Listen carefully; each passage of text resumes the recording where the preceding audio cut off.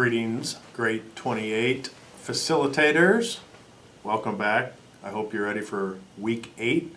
Week 8, we make an exciting turn that I'm pretty excited about, and I hope that you will be in your group.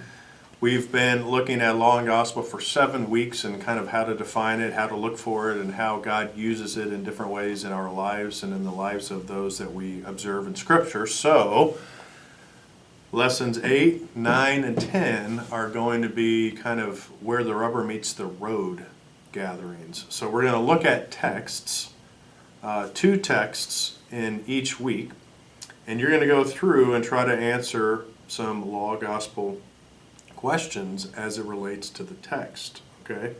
So this week, your 2 texts are Luke 7:36-50. Which is the sinful woman who comes into the Pharisee's house where Jesus is, cries and wipes his feet and anoints his feet and uses her hair to help clean his feet. And so that's the first text you're going to look at. And you're going to look at how the law and gospel is functioning as it relates to the woman in the text. And we're also going to ask a question of the Pharisees and ask them which function of the law are they failing to use, first, second, or third. So you remember those are curb, mirror, and guide are the 3 functions. So you're trying to figure out what are the Pharisees, how are they failing to use the law to its fullest as it relates to themselves.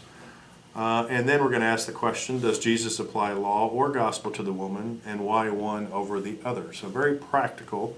And then a question that's not written on this that you could talk about a little bit is, what is the Spirit using in this text to convict you, and what word of gospel do you need to hear as a result of how you were convicted by the law in this passage? Okay, so there's kind of the law and gospel functioning in the passage with the woman and the Pharisees, and how Jesus applies that to one or the other.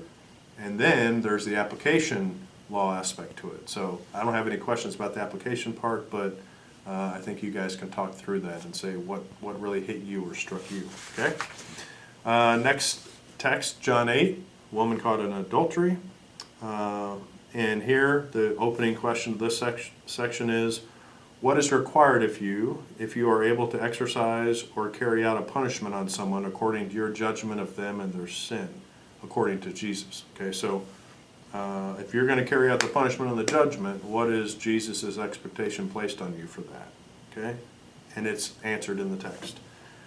Then I want you to compare John 3:17 with what Jesus says in verse 11 and see what are we learning about the person and the man and who Jesus is and why he came into the world at his incarnation. We're not talking about what's going to happen with Jesus in the second coming. We're talking about the first coming and how we live between that coming and the second coming.